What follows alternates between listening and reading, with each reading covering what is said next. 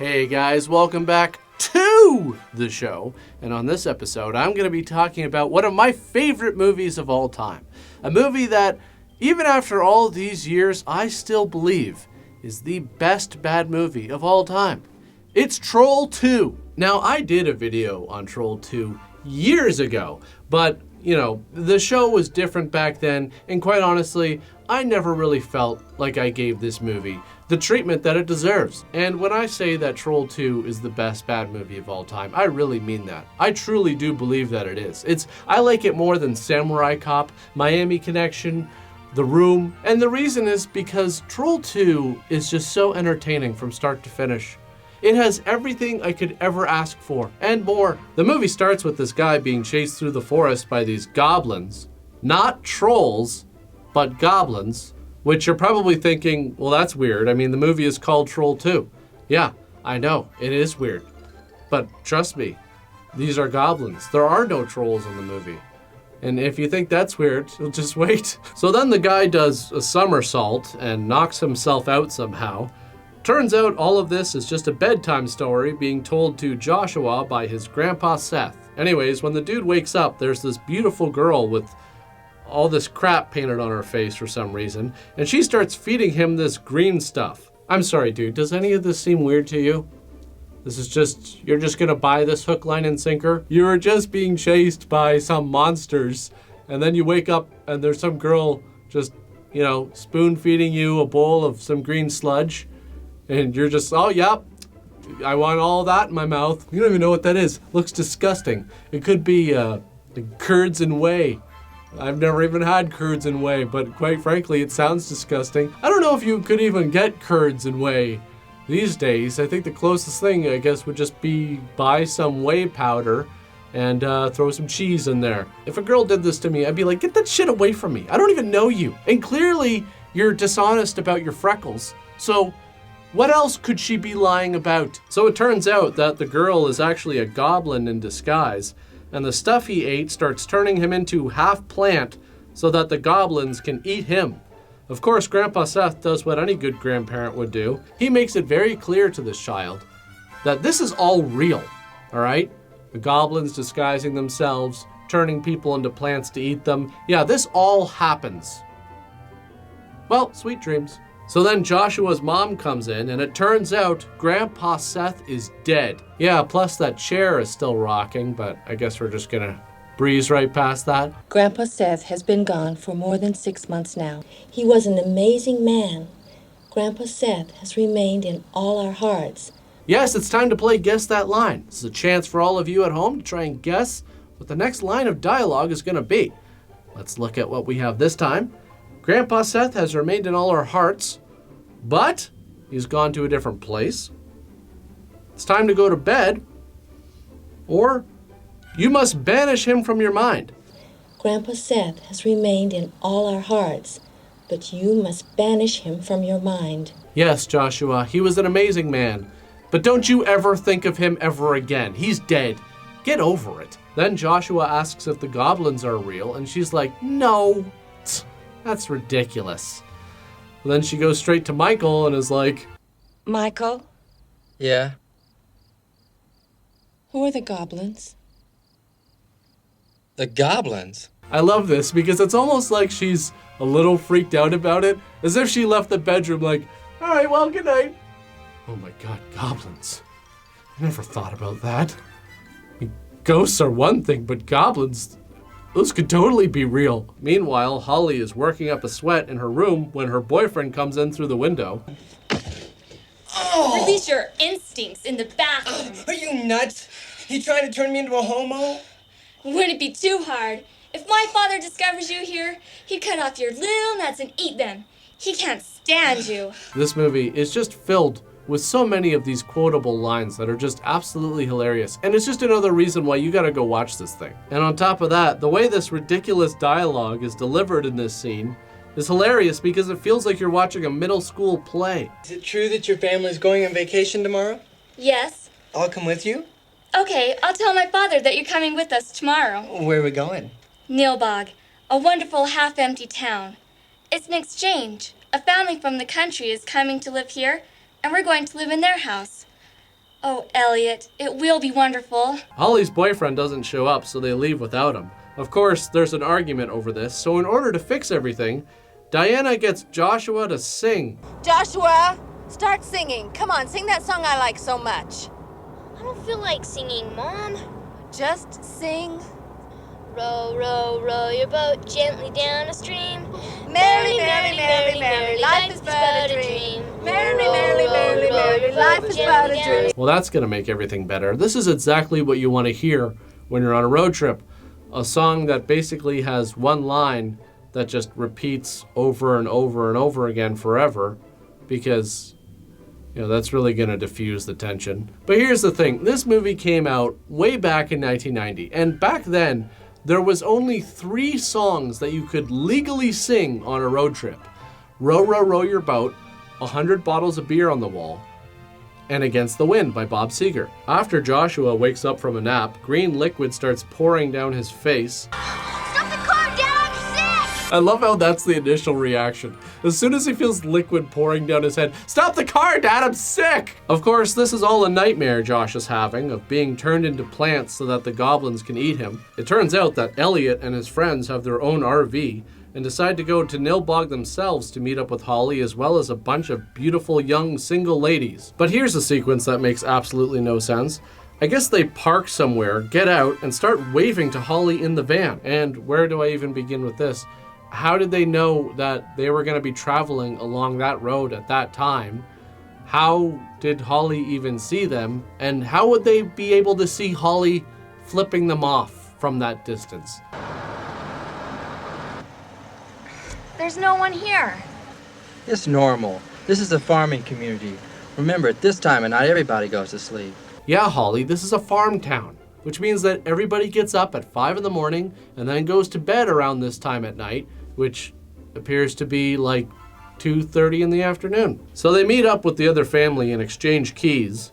Joshua notices some warts on them, though, and doesn't really approve of them overall. But here's where the Nilbog boy decides to send a message, written on a softball, which you might think is weird, but remember, not only is this 1990, but this is a small farm town.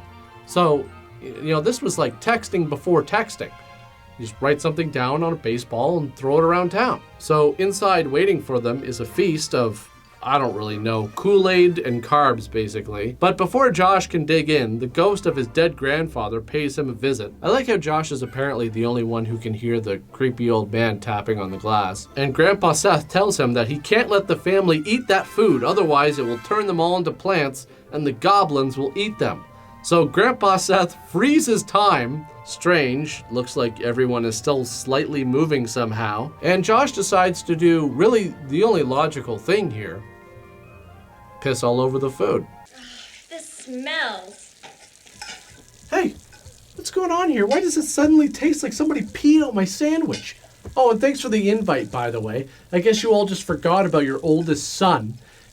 Just because I was an accident that happened in high school, and I don't have a job, and I live in the basement, doesn't make me any less of a member of this family. Now, I, for one, believe that good hospitality is very important.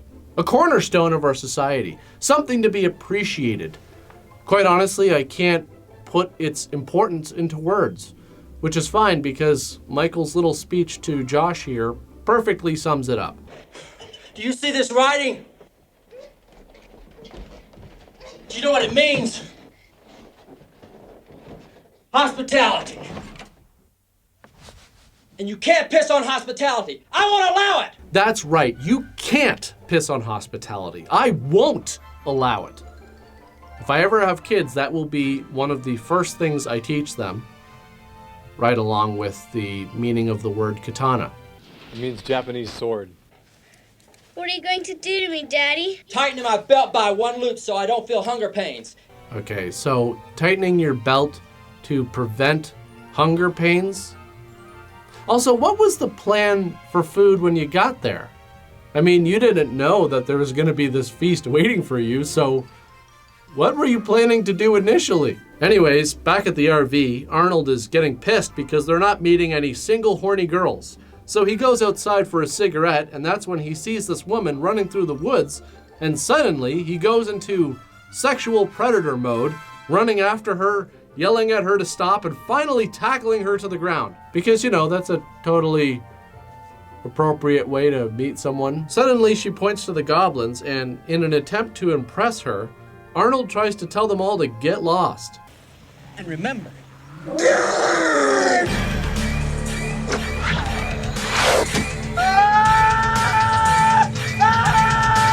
So here's the thing, I can't help but feel that this was completely deserved. Anyways, they go to this church, which has a very non-traditional decor. Turns out it's not a church at all, it's someone's house. This is my house. So the owner of the house, Credence, gives them some broth to help heal them. Lady, the man's been impaled. I don't think herbal remedies are gonna cut it. This actually reminds me of this girl I once dated who, it was like she had a tea for everything. And I just remember at one point just being like, you know what? It's a migraine. I need some Advil, not chamomile. So she drinks it and immediately grabs her throat and starts gagging. Arnold is just kind of standing there being very calm for someone in this situation. And I love how Credence is like, drink your broth, never mind about her. Like, oh yeah, that seems like a great idea based on her reaction to it. So the girl starts turning into a plant and here come the goblins to eat her. Now you've probably seen this floating around online before. It's one of the greatest reaction shots in all of cinematic history as far as I'm concerned. They're eating her. And then they're going to eat me. Oh my God! I'm sure a lot of you have a bedtime routine. You know, you brush your teeth, maybe you scroll your phone for a bit, maybe you listen to music. Well, none of that compares to this bedtime routine.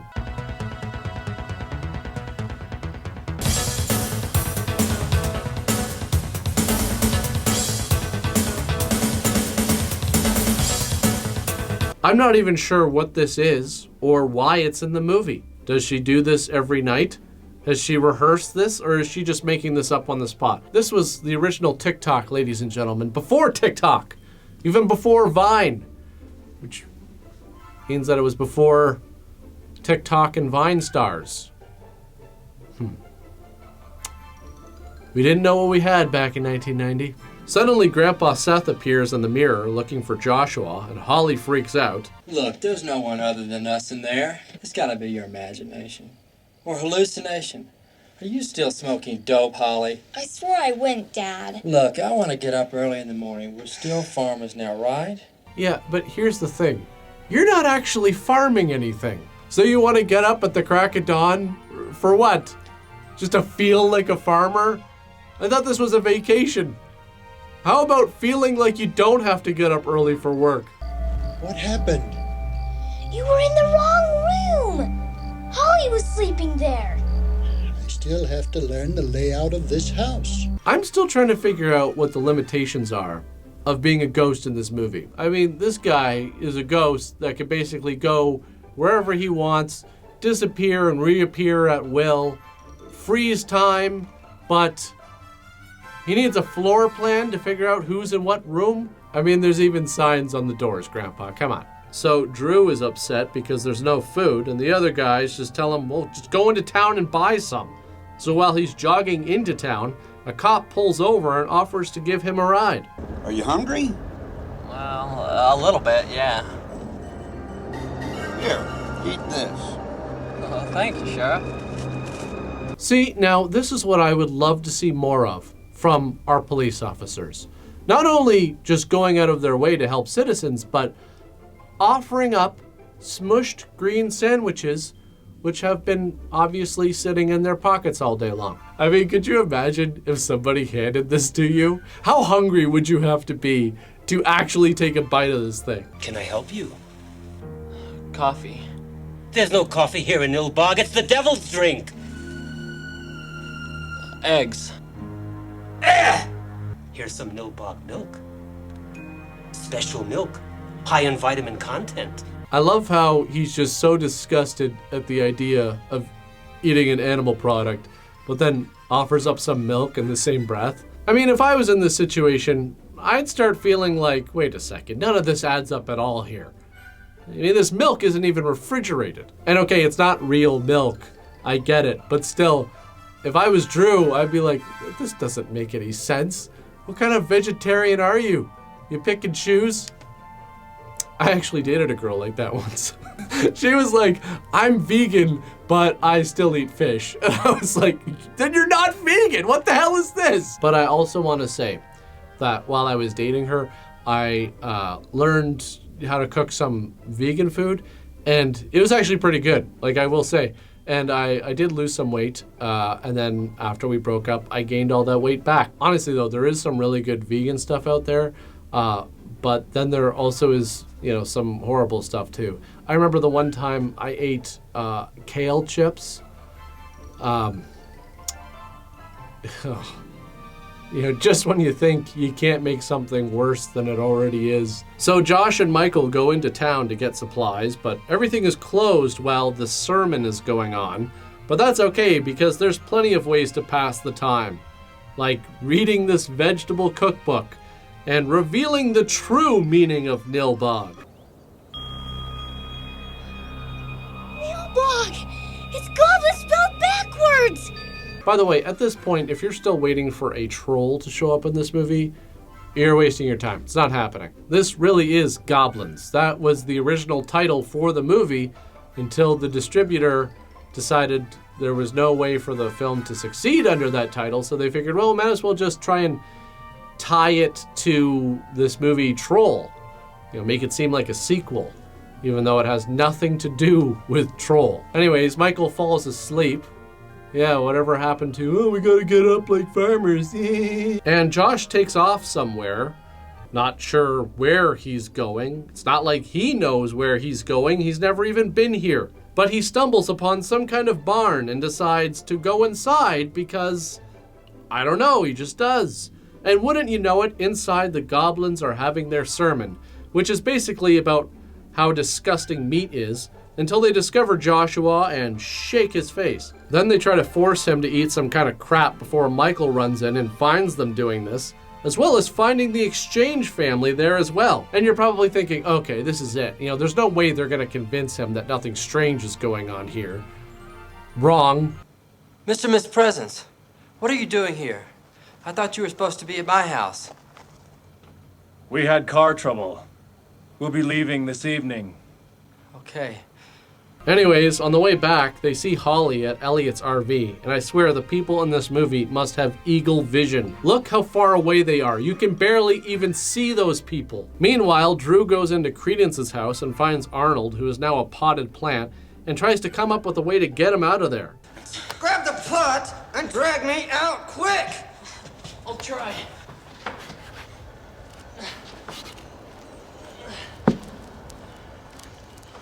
Back at the house, it turns out all the townspeople have come over to put on a big hoedown for the family. And oh my god, the amount of sugar intake at this party should be illegal. Grandpa Seth shows up and decides, enough of this magic crap, that's no match for a good old Molotov cocktail.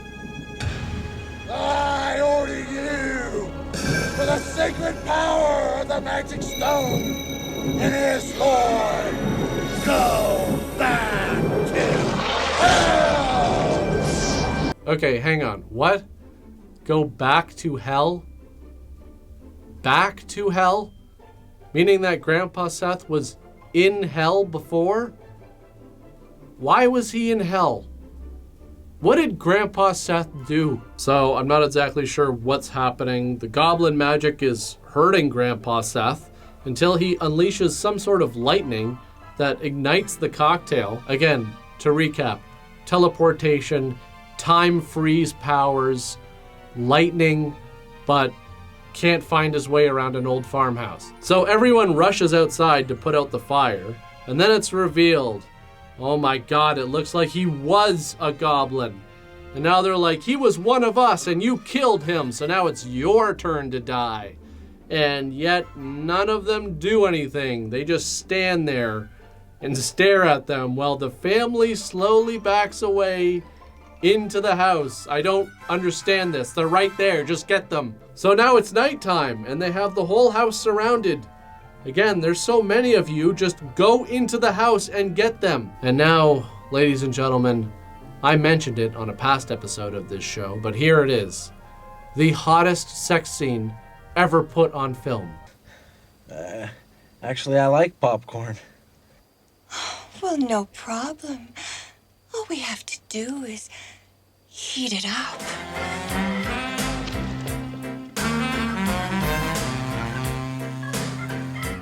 There was a part of me that didn't know if I should show this. I mean, I haven't been able to look at popcorn the same ever since the first time I saw it. And you're probably thinking to yourself, really, Mark?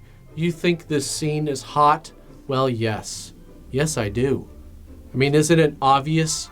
Do you know how much heat you need in order to turn corn into popcorn? And that's a cob. They're not even dry kernels. I mean, like, that is a tremendous amount of heat. How many sex scenes have you seen that were so hot they had popcorn popping all over the place, left and right, coming in from the heavens?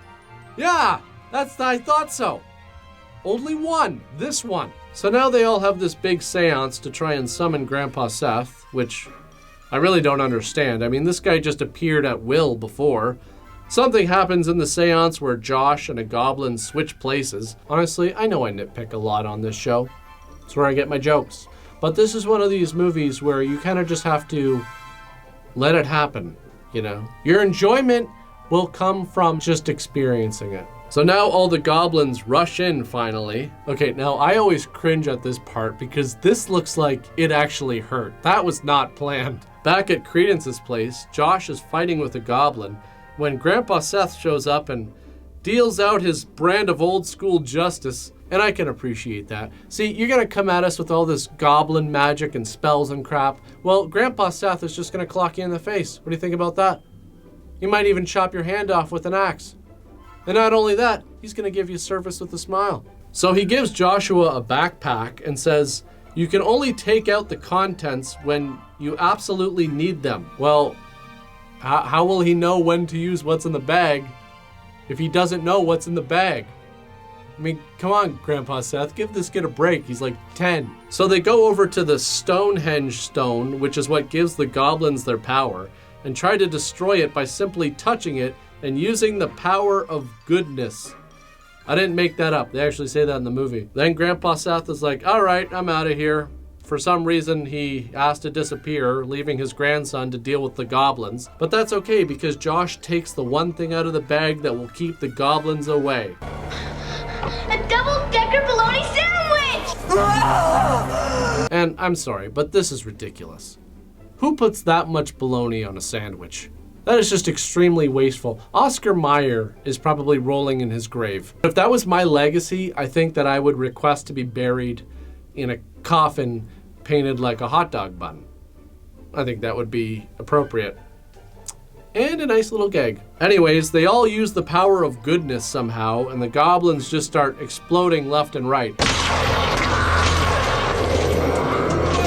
So then they all go home. Michael goes to the office. Diane eats some apples and then takes a shower. And guess what? The baseball makes a triumphant return.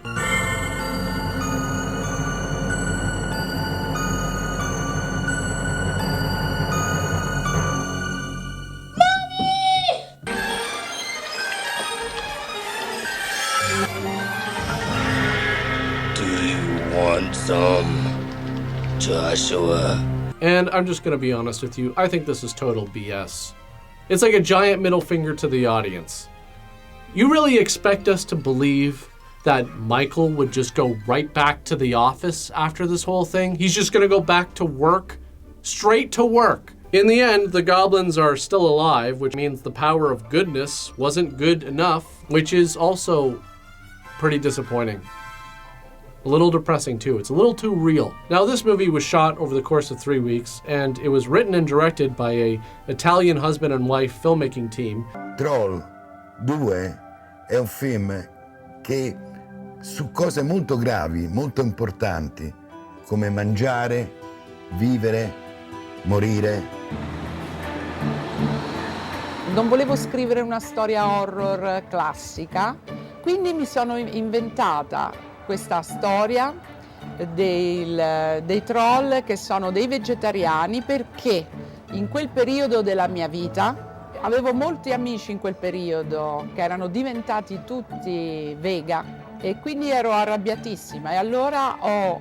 And apparently there was a lot of problems on set just in terms of the language barrier. The actors, a lot of them say they really didn't know what they were supposed to do. They had a really hard time understanding what the direction was. But in the end, this movie became a huge cult success, and that's, I think, the best part of the whole story. And not only do I totally recommend watching Troll 2, I recommend watching the documentary on Troll 2 as well, Best Worst Movie. It's a really great documentary about how Troll 2 grew into this underground sensation over the years. I like Troll 2 so much that I held a bad movie bingo party where I invited a bunch of people over to my place to win prizes just by watching Troll 2. And it was probably my favorite party of all time. The best thing is, and anybody I think who's a fan of Troll 2 knows this, it's getting someone else to watch it with you and just watching their reactions as they experience it for the first time. Also, if you watch this video all the way through and you're like, oh, that's a pretty good summary, Mark, I don't really need to see the movie, you are so wrong. You don't even know. You have to go watch this thing. In fact, I would actually, if I could, I would put a ban on everybody who watches this video who's a fan of mine to not be able to watch any more of my videos until you go out and watch Troll 2. I know that seems harsh, but it's just tough love. You will never truly achieve inner peace, enlightenment, until you see this movie. And that's not an exaggeration, that's a guarantee. That's a Mark promise right there. And trust me, I would know. Very recently, I have been going very aggressively down the path towards inner peace. Just, pushing everything over on my way to get there. But that's it for this one, guys. As usual, thanks for watching, and I'll see you all next time.